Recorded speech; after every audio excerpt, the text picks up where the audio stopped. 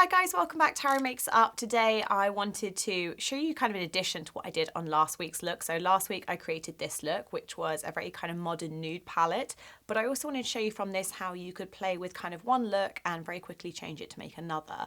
So for me, I focus a lot on eyes, but I do love a lip as well. It's just one of those things I'm kind of so mentally trained to be like, an eye is quick and I can eat with an eye. Let's be honest.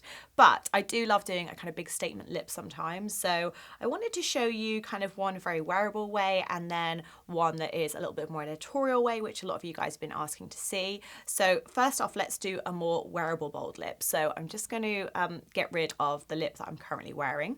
So the first thing I think if you want a more wearable bold lip is to go with an opposite texture. So obviously right now my skin is very heavily glossy and highlighted.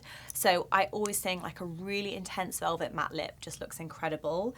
And one that I've been wearing a lot and you guys were asking me about is the colour I was wearing in my New York Instagrams is this colour by Pat McGrath. It's called Obsessed and you can see it's just very hot orangey, tomatoey red and it's very face brightening. So I'm going to start first with a lip pencil. This one is amazing. This is from Colourpop. This is the shade Chi Chi and I'm just going to start drawing my lips first.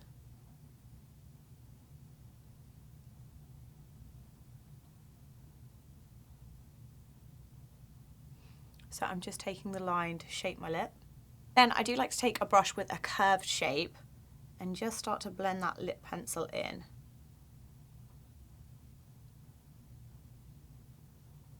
And when it comes to lip pencil, I don't think there's really a right or a wrong way. If you prefer to do it after you've done your lipstick, that totally works too.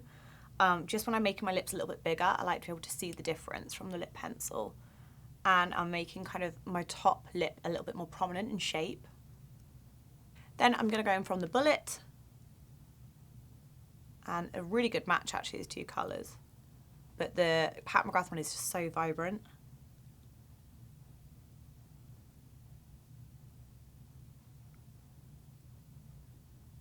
I'm then going back to the lipstick and this time I go in with the lip brush. So I'm getting a finer layer of product and I'm just going to go in and kind of nitpick any areas I want to adapt or tweak.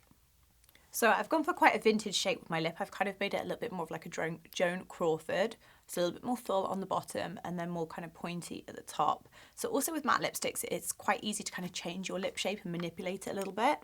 If in doubt, you just want to kind of close your lips and smile so you can see if they're even. So that is one look, one way that I think would be a really nice addition to the current makeup I started with. So the last way I want to show you is slightly more editorial and a bit more fun. So I'm going to show you two quick techniques kind of layering on what we already have. The first one is taking something like a pressed pigment. So these are new from Ciate London. This is their marbled metals. And I have the shade here Gilded, which is this gorgeous kind of pinky rose. And I'm just going to take a little bit of this on my finger.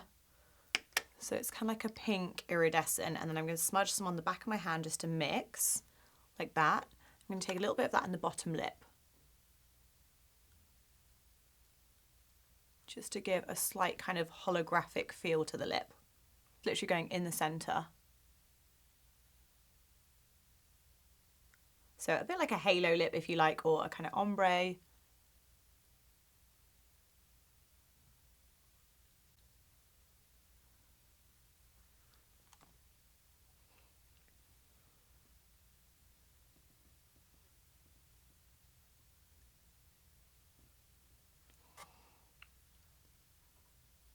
So obviously from there, you could totally cover the lip if you wanted to. You could just leave it with that kind of neon kind of ombre in the center.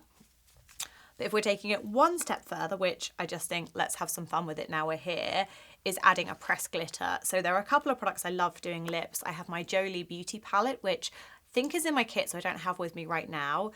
There's this from Smashbox. This is a really good little glitter palette that I use a lot. I find if you can get pressed glitters, it's a lot less messy.